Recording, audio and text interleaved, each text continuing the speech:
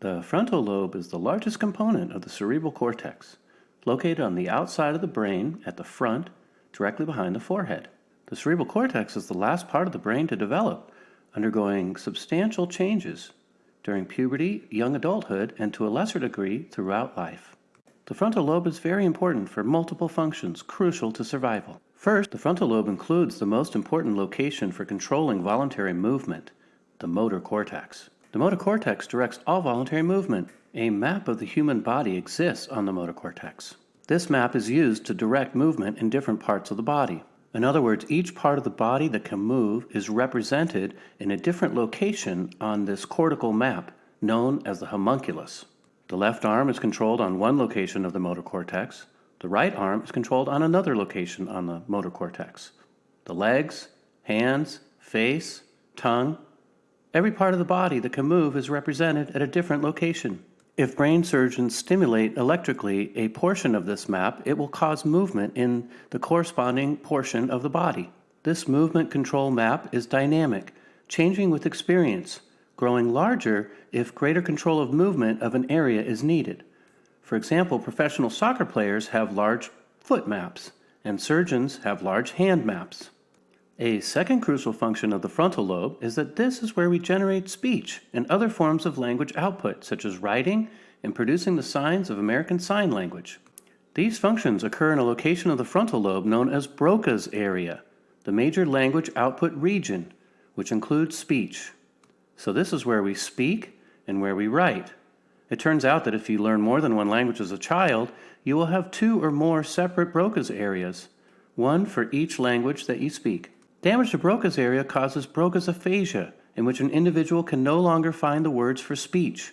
They are still capable of understanding language, because that function occurs in a different location, but they have great difficulty producing language and may be limited to a few or no words at all. Third, the ability to think logically and to reason is also largely a function of the frontal lobe.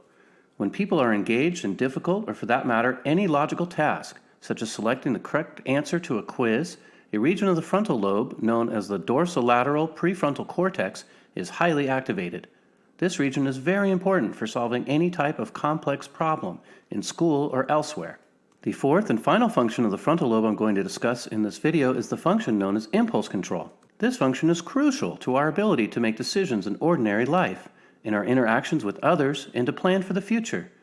In one sense, impulse control can be thought of as the ability to inhibit one's instinctual responses. An example might be that your boss at work would say to you, "Oh my God, you are a complete idiot." And inside part of your brain, the amygdala, for example, is thinking that you want to attack your boss and respond in kind, but instead you smile and respond politely. "Oh yes, I'm so sorry." This is a great example of impulse control, inhibiting what would be inappropriate responses to a situation. Our morality is directly tied to impulse control. When we treat others kindly, share, engage in community service, or other acts of selfless generosity, then we are suppressing our more base instincts and thus engaging in impulse control. Studying, working hard, planning for our future are all tied directly to impulse control. I'm sure there are things that you would rather be doing than listening to me talk about impulse control.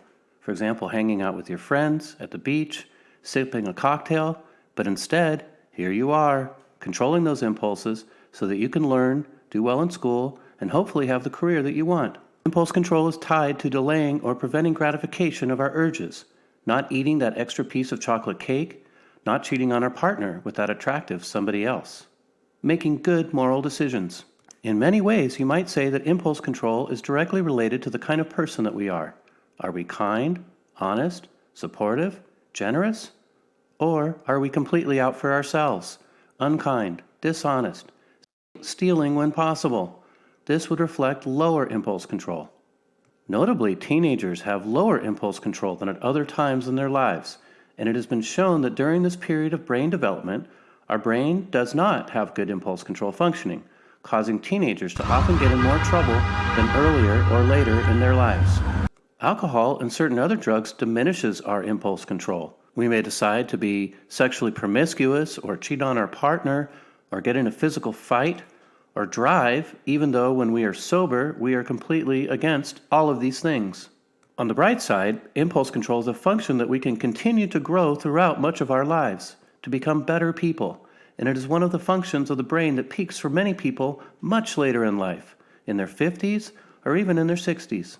Impulse control, located in the prefrontal cortex, directly behind the forehead, is one of the most important functions of our brains, allowing us to successfully navigate our complex social worlds. We can be flexible and evaluate and choose responses most suitable for any given situation.